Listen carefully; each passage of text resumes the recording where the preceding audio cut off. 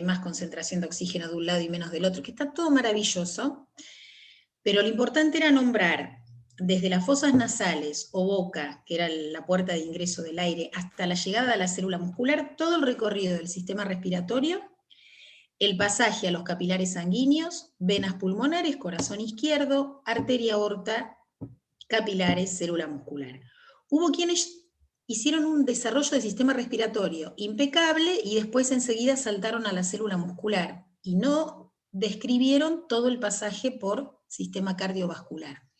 Hubo quienes se olvidaron algunos eslabones de esa cadena, o no nombraron a la arteria aorta, o no nombraron las venas pulmonares. Dijeron, pasa de los alvéolos pulmonares a los capilares y de ahí a la célula muscular. En realidad, el pasaje por el corazón es una estación importante, no es que uno la da por obvia, ¿sí? Bueno, así se fue evaluando ese punto. Que ese punto, si ustedes comparan exámenes, no sé si han visto exámenes de compañeros o de compañeras, hay preguntas número 1 con un desarrollo de respuesta de una carilla, y hay respuestas de 6 renglones, y ambas están correctas.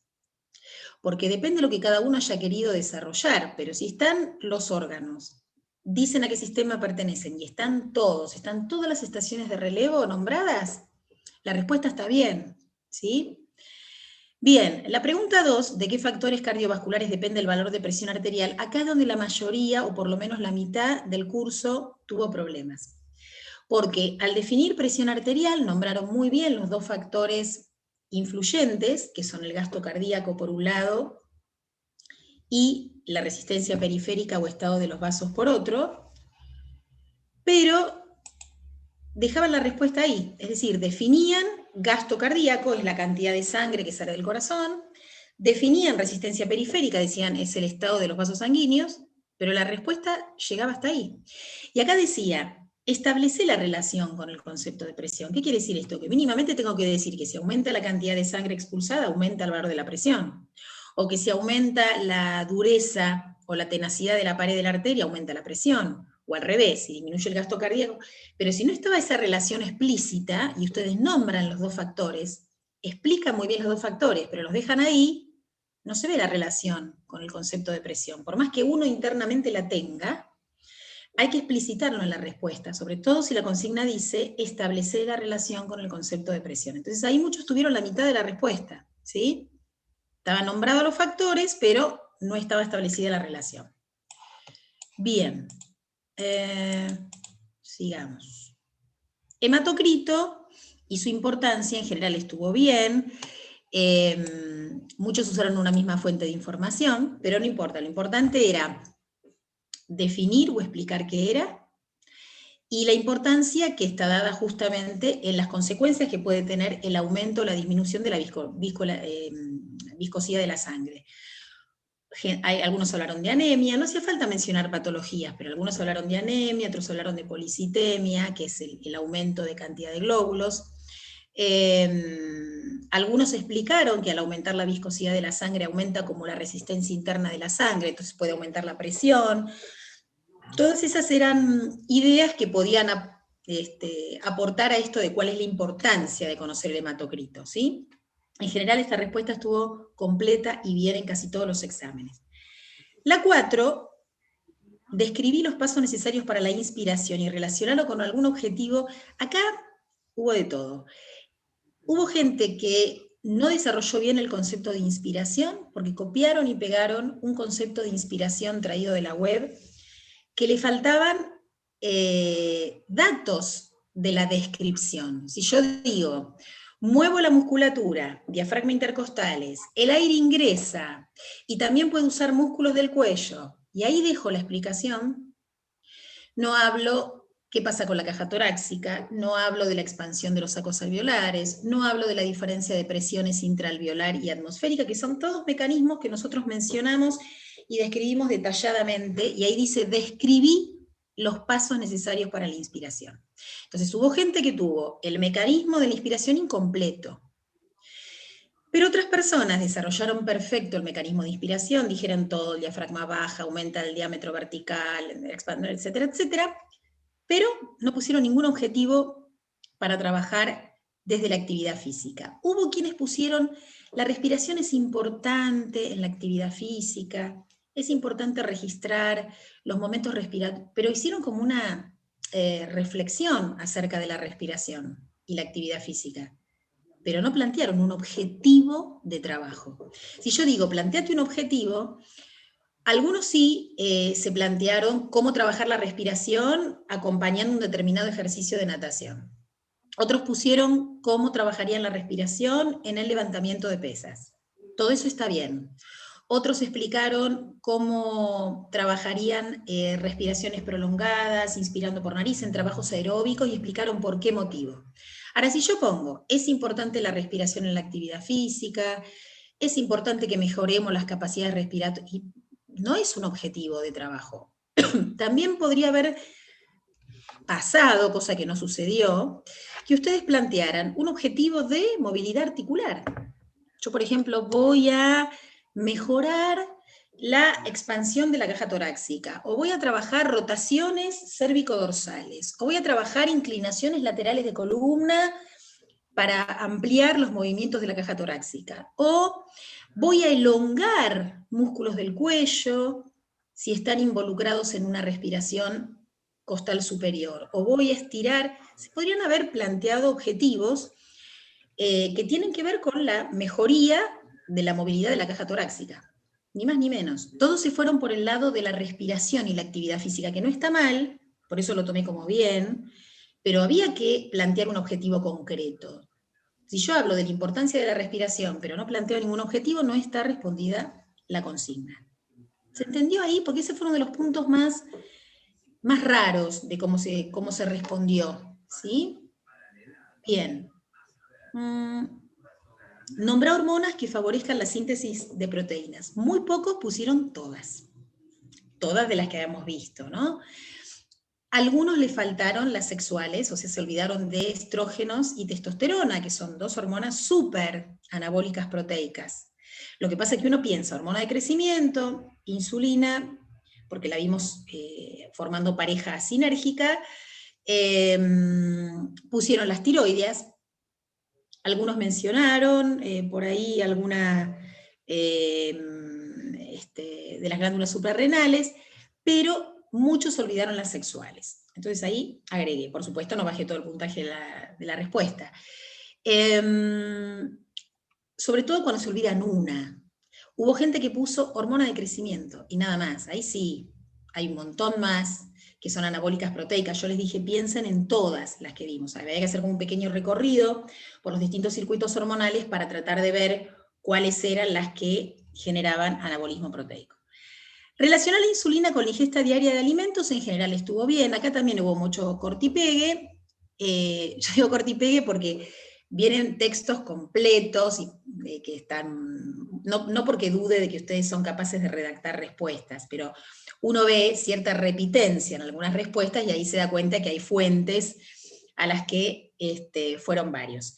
No hay problema con eso, siempre y cuando en el texto figurase que la insulina se secreta luego de una ingesta, sobre todo si es rica en glúcidos. Luego, había que marcar un factor temporal.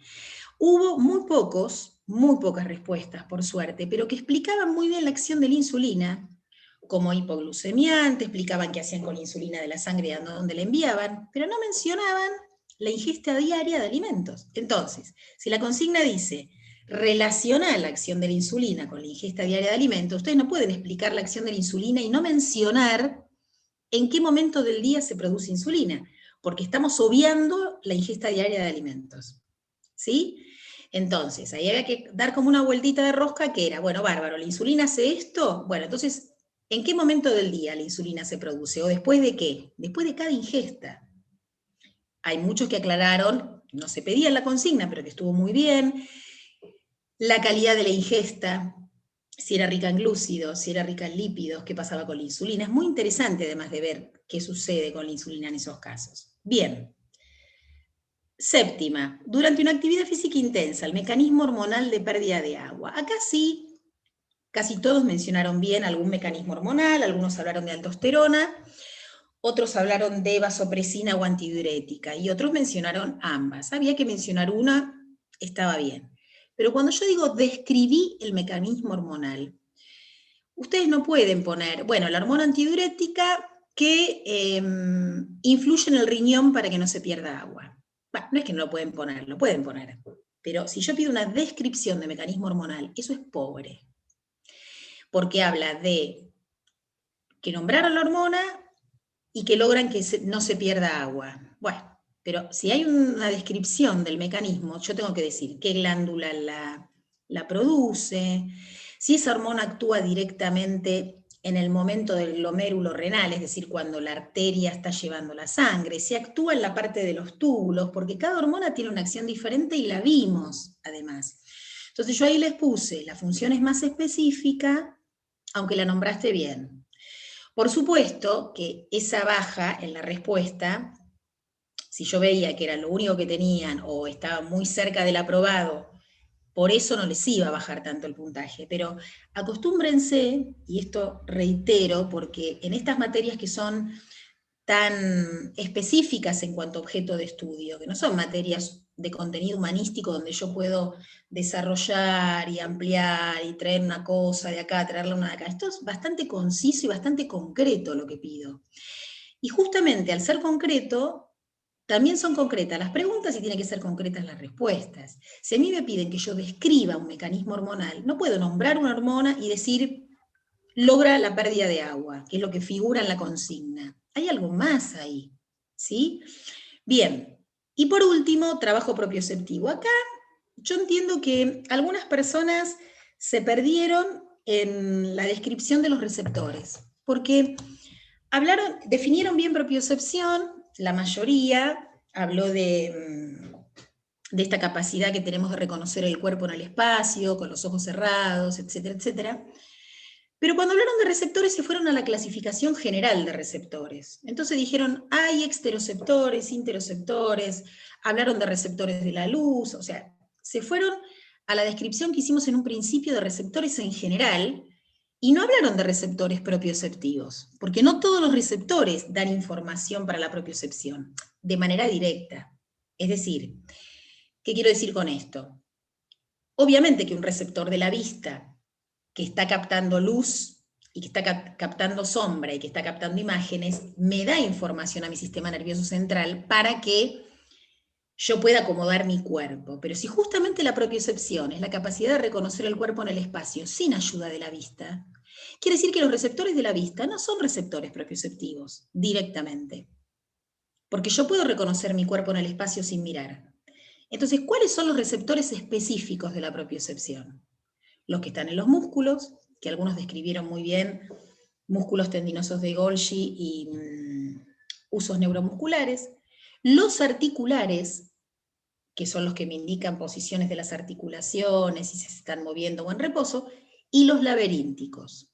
Los que sacaron información de la web, que hubo algunos que sacaron de la misma fuente, porque era la misma respuesta, ese texto que habían sacado de la web nombraba con mucho grado de especificidad los musculares y los tendinosos, pero no hablaba de laberínticos. Entonces faltaban receptores en la respuesta, porque los laberínticos, que son los del oído interno, que los vimos en forma puntual, son sumamente importantes. Y después, la segunda parte de esta pregunta tenía que ver con la descripción de una actividad en la que se manifieste este tipo de trabajo. Y acá hubo discúlpenme la definición, un guitarreo importante. Porque estamos de acuerdo que hasta para estar paradas o sentados tenemos información propioceptiva. Ahora, si me están pidiendo un ejemplo de trabajo propioceptivo, yo no voy a poner estar sentada. Salvo que en ese estar sentado yo me tome el trabajo de decir, bueno, los receptores de mis músculos de la espalda están informando de que estoy sosteniendo la posición erguida. Entonces, a ver, si por lo menos le hago una relación al ejemplo con lo que estoy diciendo. Pero poner como ejemplo estar parado, estar sentado, ver que ahora no recuerdo qué otros ejemplos, pero así de amplios, ¿no? Caminar, está perfecto. Caminar es un acto complejo a nivel motor y seguro que cualquier cosa que tenga que ver con la actividad física está presente en la marcha, no cabe la menor duda. Pero si a mí me están pidiendo un ejemplo de propiocepción, tómense el trabajo de explicar por qué es propioceptivo. Si ustedes me dicen, como pusieron algunos, andar en bicicleta es una actividad propioceptiva, correcto, pero después se tomaron el trabajo de decir, porque a medida que yo me voy reequilibrando, no sé, los músculos y las articulaciones de mis tobillos y mis piernas van informándole al sistema nervioso lo que voy haciendo. Listo. El ejemplo es válido, es amplio, pero ustedes están haciendo la relación puntual. ¿Se entiende lo que digo? Porque si no, a veces cuando uno les pide ejemplos, y pasó también con lo de la inspiración y el objetivo de trabajo, uno queda en un titular tan amplio que no termina respondiendo nada. Que yo les diga a ustedes, y la respiración es importante en la actividad física.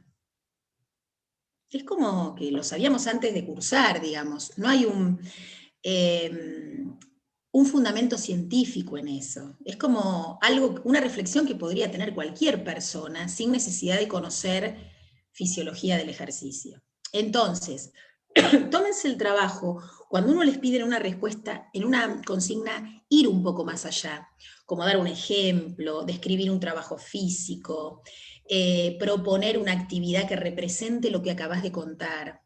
Tómense el trabajo de que se note que en esa actividad ustedes están aplicando el concepto de fisiología. Les va a pasar mucho en la materia que van a cursar el año que viene, que es anatomía funcional, ¿sí? Donde ahí uno va a poner ejemplos todo el tiempo de actividad física, pero esos ejemplos tienen que tener un fundamento conceptual de lo que uno da. No es que digo, bueno, ejemplo de propiocepción, alguien puso en un momento el equilibrio. También, estamos re de acuerdo que en el equilibrio hay mucho de propioceptivo. Ahora, el equilibrio es un titular enorme, porque yo también podría decir un ejemplo de actividad cortical, el equilibrio. Un ejemplo de reflejo, el equilibrio. Va para todo, ¿eh?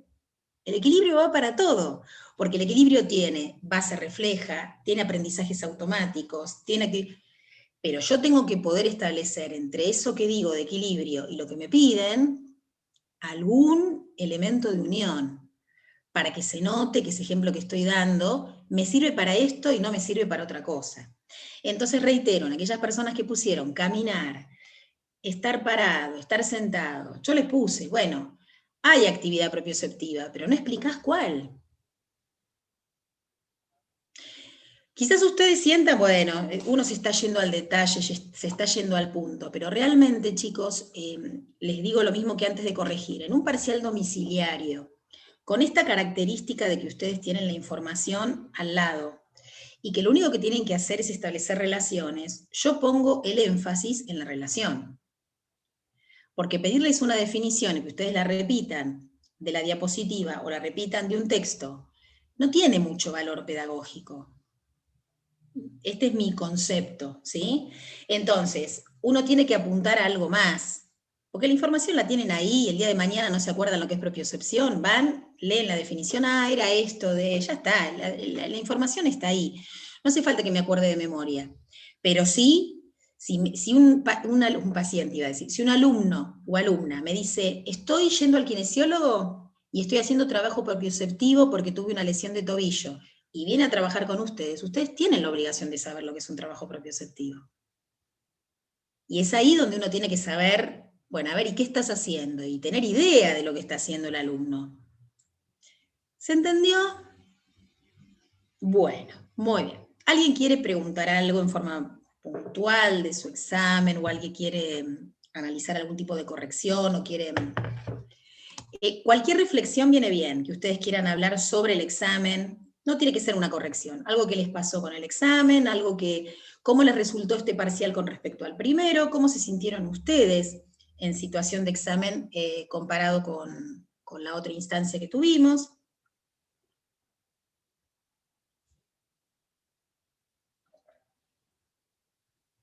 ¿Algo para decir?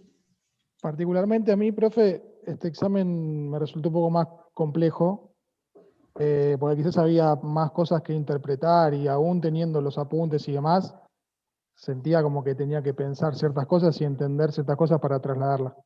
O sea, que no era una definición en sí, sino que había que entender lo que se preguntaba y lo que necesitaba la respuesta, digamos. Así Bien, que Fede, porque ese fue uno de los objetivos del segundo parcial. ¿Se acuerdan que yo les dije en el segundo parcial voy a tratar de pedir un poquito más, porque uno ya viene trabajando con ustedes ciertos conceptos y ciertas relaciones en clase. Entonces, yo sentía que ustedes tenían más herramientas como para poder hacerlo. En el primer parcial fue más conceptual, más concreto, como para que ustedes se organicen en esto de ir a buscar la información y traer.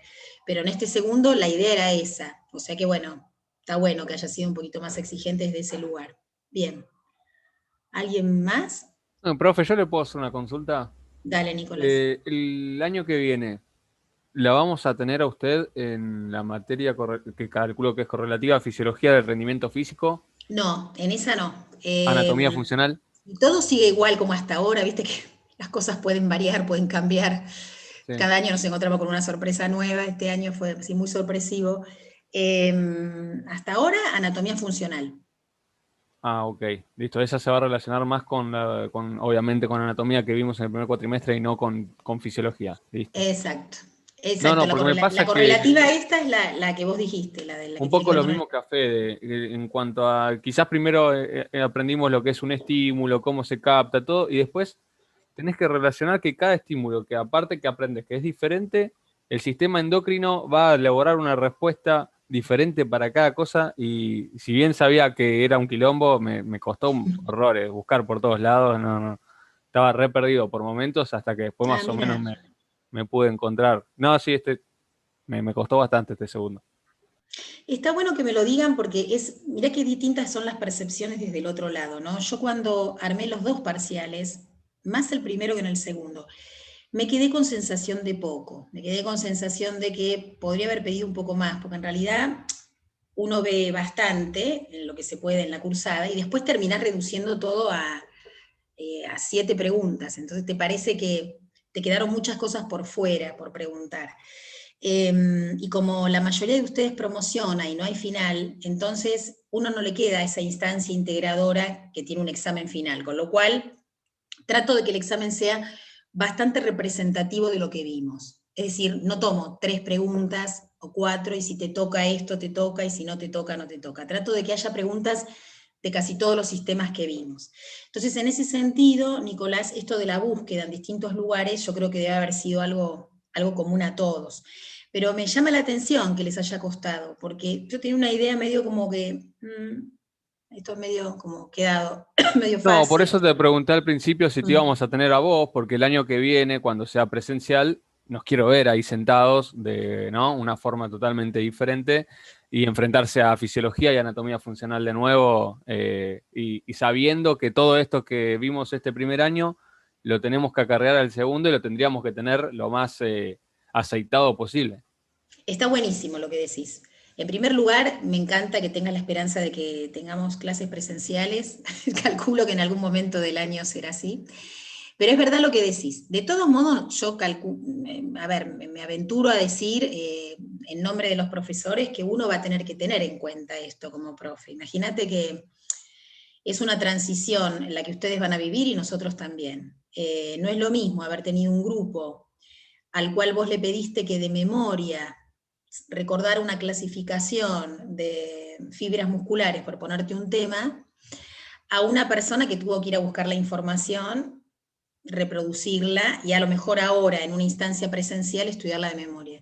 Va a haber que, me parece a mí, tener un periodo de transición también, donde ustedes tengan la posibilidad de ir incorporando las cosas, porque es como vos decís, si el año que viene nosotros tuviéramos presencial en abril y yo diera por sentado que ustedes ya se acuerdan todo lo de metabolismo, porque quiero dar, suponete que yo fuera profe de entrenamiento, quiero trabajar metabolismo de grasas e hidratos, y ya doy por sentado que ustedes vieron mecanismos energéticos, y arranco con la idea de que ustedes tienen todos los conceptos incorporados de memoria, y bueno, vamos a estar en problemas. Seguramente, en algún momento, voy a tener que decirles, chicos, en anatomía, por ejemplo, ¿saben qué? Músculos, huesos y articulaciones de miembro superior e inferior, a repasar. porque en realidad las vamos a usar. No vamos a perder tiempo de la presencialidad o de la clase presencial para ver cosas que fueron de materias anteriores, pero sí darles un tiempo prudencial para que lo puedan incorporar, porque es verdad lo que vos decís, Nicolás. Comisiones anteriores o generaciones anteriores han tenido que rendir parciales presenciales con esta información en su cabeza, y no en la web. Entonces, eso da una ventaja, porque uno en la obligación de tener que incorporar, repite, lee, seguramente manejan más vocabulario en algún momento que ustedes, por el solo hecho de tener que repetir e incorporarlo. Pero bueno, eso es un ejercicio, y el año que viene, si tenemos la dicha de lo presencial, habrá instancias donde habrá que incorporar información con los tiempos necesarios. Yo creo que en eso se tienen que quedar tranquilos, porque esa transición que ustedes van a vivir, los profes la conocemos. Así que... Que vuelva el multiple choice, por favor. El múltiple, yo suelo tomar, por ejemplo, en fisiología, en lo presencial, he tomado exámenes mixtos, por ejemplo, con la mitad de choice y la mitad de preguntas a desarrollar como las que les tomo a ustedes. Porque el choice da la posibilidad de que la información esté ahí, entonces uno no tiene que estar haciendo memoria de determinados conceptos, pero hay gente que el choice no le resulta. Entonces, si yo hago un examen que es todo choice, y hay mucha dificultad en la comprensión, hay gente que tiene mucha dificultad en la comprensión de las consignas, en la comprensión de las respuestas múltiples, lo mato. Por más que haya estudiado un montón, lo mato. Entonces suelo hacer mixto, mitad y mitad. El choice tiene lo suyo, tener la información ahí, pero tenés que tener mucha disquisición entre un concepto y otro, porque las respuestas tienen lo suyo. Así que bueno, es un excelente modo de tomar. Pero bueno, ya veremos, el año que viene barajaremos de nuevo las cartas y bueno, y veremos dónde estamos. Y está buenísimo que ustedes, Nicolás, a cualquier profe del año que viene puedan plantearle las dificultades que tengan, porque todos venimos de un año duro y complicado. Entonces, si hay algún profe o alguna profe que no registra que ustedes hicieron una cursada con esta modalidad, habrá que recordarles, mirá, nosotros todo esto lo trabajamos como si fuese una evaluación a libro abierto, pero nunca lo incorporamos de memoria. Entonces, tenemos que tener un tiempo para poder incorporar esto. Y así será. Así será, todos pasamos por lo mismo este año, así que vamos a estar todos en la misma circunstancia, ¿sí? Bueno, ¿alguien más? Profe, a mí me resultó que en este segundo parcial me resultó más fácil entender a qué apuntabas con cada pregunta. O sea, a diferencia del primero, cuando vos explicabas bien qué pedías desarrollar justamente, qué era lo importante de la pregunta, si no copiar y pegar, sino poder dar a entender esa pregunta tuya. Ahí me resultó, digamos, ya un poco más conocido a diferencia del primero. Lo que sí estoy de acuerdo bueno con... Eso es un aprendizaje, ¿viste? Porque con los errores del primer parcial, con esto de la diferencia entre nombrar y describir, relacionar, es como que uno tiene que desarrollar esa capacidad, ¿no? De leer la consigna y entender, como vos decís, lo que te están pidiendo. Es fundamental eso, Agustín. Ojalá que eso te sirva para cualquier examen, porque es clave. No, obvio, además ya estaba apuntado todo a cada función de lo que vos preguntabas, a cada función de esa cosita que vos estabas preguntando, cómo se desarrollaba ese proceso, digamos, creo, ahí me resultó un poco más fácil en ese sentido. Lo que sí estoy de acuerdo con Nico es que a mí, por ejemplo, en la memoria me cuesta mucho más retener porque soy alguien de que me gusta estar un poco con cada cosa, entonces meterme un libro a la cabeza me cuesta un montón, pero estos procesos de hacer los parciales, incorporar en ese momento también cosas de parcial, creo que también me ayudó a comprender varias cosas y incorporar información nueva que no tenía. Buenísimo, me alegro. Algo relativo a la memoria, vamos a hacer una cosa, quedan 5 minutos. Yo simplemente les pido que se vuelvan a conectar nada más que para terminar de cerrar esto y para mostrarles pero mostrarles con pantallazo lo de sistema digestivo, que después se lo dejo a Ana Laura para que se lo suba como material anexo, pero en realidad no vamos a desarrollar el tema, ¿sí? No vamos a no los voy a clavar con un tema más. Pero esto de la memoria, Agustín, que a veces uno dice, ¿para qué estudiar de memoria? ¿Para qué si la información está ahí? ¿Cuál es el sentido de estudiar la clasificación? ¿Cuál es el sentido? Bueno, el sentido es entrenar los modos de pensar. Yo soy una convencida de que cuando uno incorpora clasificaciones, definiciones, ejemplos, y uno va entrenando, digamos, la actividad mental para poder después relacionar. Yo te puedo asegurar que si uno tuviera toda la información acá, pero vos no registrás nada de memoria, no incorporás nada, te costaría mucho más encontrar las cosas. Si uno el día de mañana tiene un alumno y de repente dice, tuvo una lesión del manguito rotador, y uno dice, manguito rotador, estaba por acá, pero no me acuerdo bien. Ahora, si en algún momento tuviste que estudiar qué músculos forman el manguito rotador, por qué la diferencia entre un supraespinoso y... Yo te puedo asegurar que tenés más herramientas de conocimiento para entender lo que alguien te está contando. No importa si después algún dato te lo olvidaste y lo tenés que ir a buscar, pero no es lo mismo que ir a buscar todo. Entonces yo soy una convencida de que la memoria en anatomía, sobre todo más en anatomía que en fisio, pero en anatomía es fundamental. Algo hay que incorporar. Vocabulario, palabras, clasificaciones. Uno entrena la cabeza ordenando, seriando, estableciendo procesos. Esto que hicieron ustedes en el parcial, de ir con la molécula de oxígeno de un sistema al otro, si uno lo pudiera contar, no solamente leerlo y transcribir, si uno lo pudiera contar, bueno, habla de un orden mental que uno tiene con respecto a cómo funcionan los sistemas. Entonces, es importante que haya una instancia donde uno tenga que estudiar algo de memoria o tenga que incorporarlo de memoria. No le tengan miedo a la memoria. No digan, ¿para qué? ¿Para qué? Si lo tengo ahí escrito, ¿para qué? Bueno, porque uno cuando incorpora, ya les digo, uno repite, lo lee varias veces, no es lo mismo que ir a buscar la información a un lugar y traerla.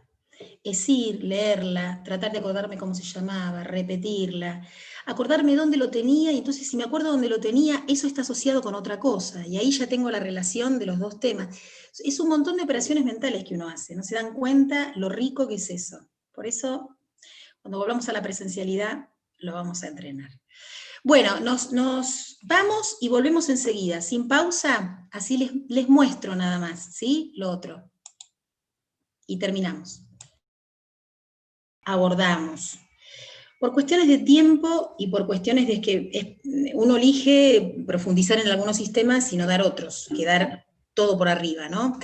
Uno de ellos es el sistema linfático, que es el sistema que está relacionado con lo que es la respuesta inmune del organismo, la eliminación de toxinas, que es un sistema muy interesante para investigar, bucear y buscar información, ¿sí? Está formado por los ganglios linfáticos y los vasos linfáticos, y esto de la linfa es este líquido que va arrastrando todo lo que es, digamos, toxinas y sustancias de desecho. Quien alguna vez haya recibido drenaje linfático como técnica, es una técnica de masaje muy suave que trabaja acompañando, claro, justamente que se usa mucho para eliminar edemas y demás. Es un sistema interesante que lo podemos inclusive abordar en anatomía funcional, está interesante para verlo ahí.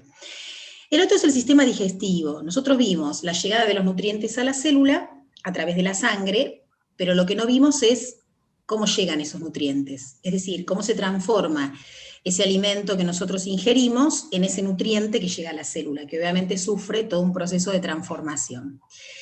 Entonces, es tan sencillo como esto, simplemente para tener un panorama de qué se trata, con algunos nombres de procesos o etapas que va sufriendo ese alimento que nosotros ingerimos. Tiene una etapa de ingestión, que obviamente se da a través de la boca, se puede dar por vía nasal en los casos en que la persona esté conectada a una sonda nasogástrica, pero en definitiva hablamos de alimento que ingresa por la boca.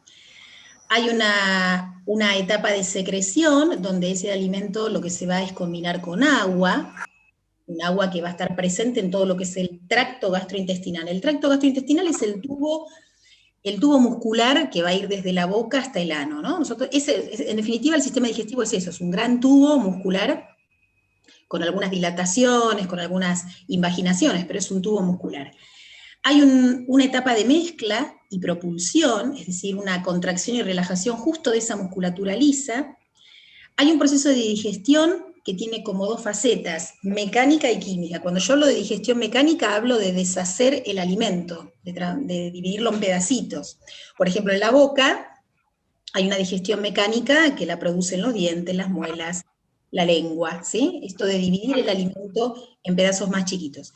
Pero también hay una digestión química, es decir, sustancias químicas que transforman la composición de esos alimentos. Luego hay una etapa de absorción, donde hay ciertas sustancias que van a llegar al intestino delgado y que van a pasar a la sangre, que son aquellas sustancias que nuestro organismo va a incorporar o va a retener, ¿sí? Y después hay una etapa de defecación, donde los residuos, lo que no vaya a esa absorción sanguínea, se va a eliminar, ya sea por acción de microorganismos, de bacterias, ¿sí? A través del sistema excretor. Nosotros vimos, cuando vemos sistema nervioso, que, chicos, hay alguien que está con el micrófono abierto y hay un sonido de ambiente importante. Fíjense, por favor. Disculpe, profe, soy yo. No, no pasa nada. La musculatura lisa del tracto digestivo estaba inervada por el sistema nervioso entérico. ¿Se acuerdan de este? Lo nombramos en algún momento. Era parte del sistema nervioso periférico, que tenía la parte somática, que era la que iba a músculos y articulaciones, la parte autónoma, que es la de simpático y parasimpático, y la parte entérica, que yo les dije pertenece al sistema digestivo. Bueno, hay un sistema entonces propio, periférico, que se refiere al sistema digestivo. El tubo del que yo les hablaba es este, boca, faringe, aquí tenemos la faringe como órgano compartido con el sistema respiratorio, esófago, estómago e intestino, delgado y grueso. El hígado y el páncreas no pertenecen a ese tubo continuo, son dos glándulas anexas, o dos órganos anexos, que desembocan con sus subproductos en el intestino, tanto el hígado como el páncreas, ¿sí? El páncreas tiene una acción en el sistema digestivo y una acción como glándula endocrina, produciendo insulina y glucagón, que eso ya lo vimos. Entonces, en la boca hay un primer mecanismo de digestión mecánica, pero también hay un mecanismo de digestión química. Es decir, hay una enzima, una proteína que se llama amilasa salival, que es la encargada de degradar hidratos. Por lo tanto, los hidratos que nosotros comemos se empiezan a degradar en la boca. Por eso es tan importante el tiempo de masticación, el tiempo que yo dejo el alimento en la boca, porque le doy tiempo a esta amilasa salival, a esta proteína, a degradar hidratos. El primer paso de la degradación de hidratos se produce en la boca. ¿Cómo se llamaban las reacciones químicas que degradaban sustancias complejas en más ¿Catabólicas? Catabólicas, muy bien. Todo el proceso digestivo es un gran proceso catabólico, o sea, de degradación de sustancias más complejas en sustancias más chiquitas. Luego viene la etapa de deglución. Lo único que hace este tubo esofágico, mediante las contracciones y relajaciones, es empujar el bolo alimenticio hacia el estómago, ¿sí? Hay una fase de deglución que es voluntaria, que se entrena y se logra desde que nacemos, una fase faríngea y esofágica que son involuntarias, ya depende del sistema nervioso autónomo. Una vez que el alimento llega al estómago, y acá tenemos dos válvulas que van a regular que el contenido del estómago no vuelva a pasar al esófago, se quede ahí en el estómago. ¿Por qué? Porque en el estómago tenemos unos líquidos y unos jugos que son muy ácidos, o sea, el pH del estómago es muy bajo, tenemos gran acidez, y el contenido ácido no tiene que pasar a zonas del sistema digestivo que no están preparadas para recibir esa acidez. Cuando nosotros vomitamos, el vómito, que es un reflujo gástrico, es muy ácido, y ese vómito lastima o puede irritar, digamos, la mucosa faríngea. En los casos de bulimia, por poner un ejemplo de un trastorno alimenticio donde el vómito es un síntoma frecuente, se suele ver a mediano y largo plazo daños en las paredes esofágicas o daños en la boca, justamente por la acidez de ese contenido que pasa varias veces por las otras mucosas que no están preparadas para recibir ese contenido ácido. En el caso del estómago, sí, está preparado para contener ese ácido que va a terminar degradando los hidratos, pero que también va a iniciar la degradación de lípidos. Las grasas comienzan su periodo de degradación en el estómago, a diferencia de los hidratos que ya venían degradándose desde la boca, ¿sí? Bien, una vez que ese contenido llega al intestino delgado, junto con los jugos pancreáticos y la bilis del hígado, siguen degradándose en el intestino. En el intestino hay otras nuevas proteínas, otras nuevas enzimas que siguen degradando este contenido. Y acá, en el intestino, el 90% de todo lo que ingresa en el intestino va a tener la posibilidad de ser absorbido por la sangre. ¿Qué quiere decir esto? Que los capilares que rodean las células intestinales son los encargados de recibir aquellos contenidos nutricionales que vuelven a la sangre, que se quedan en nuestro organismo. Cuando nosotros decíamos que en el metabolismo aeróbico, por ejemplo, la célula muscular recibía lípidos, esos lípidos que están dando vueltas en sangre, vienen de acá, vienen del intestino delgado, o pueden venir también de reservas de lípidos que están en el organismo, pero esas reservas se formaron con los nutrientes absorbidos en el intestino delgado, ¿sí? Las células intestinales que tapizan la pared del intestino tienen, microscópicamente hablando, estas cilias, estos pelitos que están recorridos por capilares arteriales y venosos, de manera tal que esos capilares son los encargados de absorber los nutrientes y llevarlos a un sistema vascular, conocido como sistema portal, que desemboca después en las grandes venas y en las grandes arterias de nuestro organismo, ¿sí? Quiere decir que todos los nutrientes, salvo los que vienen del hígado, del músculo, de las reservas de glucógeno, donde nosotros ya vimos, provienen de la absorción de nutrientes a nivel intestinal. Y esto pasa a la sangre. Esto es en definitiva el sistema digestivo visto como quien ve el tráiler de una película, ¿sí? Así bien rápido. Cuando ustedes hagan algún curso de nutrición o de nutrición deportiva, o justamente en fisiología del entrenamiento el año que viene también, en algún momento van a hacer incursión en el tema digestivo, van a poder profundizar un poco más. ¿Cuál es la relación que hay entre este sistema digestivo que planteamos así en forma general y la calidad de lo que uno ingiere? ¿Qué pasa cuando uno tiene una dieta rica en carbohidratos? ¿Qué pasa cuando uno tiene una dieta rica en lípidos o en proteínas? ¿De qué manera reacciona nuestro sistema digestivo y de qué manera reaccionan nuestros sistemas de depósito de esos nutrientes? Porque eso modifica completamente, digamos, la capacidad que tiene nuestro organismo para utilizar algún tipo de nutriente u otro en la actividad física. Entonces, esto es un poquito lo que nos faltaba, lo que uno podría agregar a todo este circuito de sistemas que ustedes pudieron relacionar. Lo cardiorrespiratorio llevando nutrientes y oxígeno a la célula haciendo uso de esa glucosa gracias a que hay una hormona, que es la insulina, que permite que la glucosa entre, hormonas que permiten que esa célula muscular trabaje, un sistema muscular y neuromuscular que logra contraerse gracias a esa energía y a esos nutrientes y a ese oxígeno. Entonces ven como todo, en definitiva, se relaciona con todo, y ese tipo de relaciones uno lo puede hacer cuando uno conoce todos los sistemas y empieza a entender de qué manera un sistema ayuda a otro a poder funcionar. Y esto también nos hace entender las famosas descompensaciones que se producen cuando algo comienza a funcionar mal.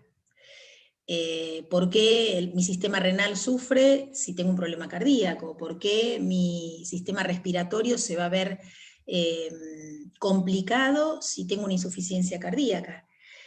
¿Por qué una hormona o una glándula que esté funcionando mal me puede traer un trastorno que a lo mejor tarda en diagnosticar, porque generalmente los trastornos hormonales tardan en manifestarse, o tardan en diagnosticarse, mejor dicho, porque están ahí las hormonas como telón de fondo dirigiendo todas las funciones. Entonces una de las funciones empieza a andar mal y hasta que uno se da cuenta que a lo mejor es un problema de una hormona de la hipófisis, hay que estar como siguiendo el circuito a ver qué pasa. Entonces, todo esto es entendible cuando uno entiende cómo funciona el cuerpo humano, que es una maravilla. Pero esto es una pequeña mirada del cuerpo humano. Hay mucho más para seguir estudiando, hay mucho más para seguir profundizando, así que los invito a eso, a que cuando tengan tiempo, cuando tengan ganas, cuando tengan la posibilidad económica o no, porque depende de dónde uno se meta, hay mucho más para seguir investigando, y en las materias que a ustedes les quedan en la tecnicatura tienen la posibilidad de seguir ampliando. O sea que espero de corazón que esto les haya dado herramientas y bases para entender algunas cosas, y que les sirva esto para poder profundizar en las materias que vienen. Esa es un poquito la idea, ¿sí? A los y a las que vea en anatomía funcional, si Dios quiere, ahí estaremos poniendo en juego lo que hemos visto en anatomía, y también algunas cosas de fisio, porque lo que vimos de propiocepción también lo vamos a estar desarrollando ahí en anatomía funcional. Así que bueno, chicos y chicas, mucho descanso para los que promocionaron, los que deben algún parcial, ya estamos con Vanessa armando los recuperatorios de esos parciales que deben.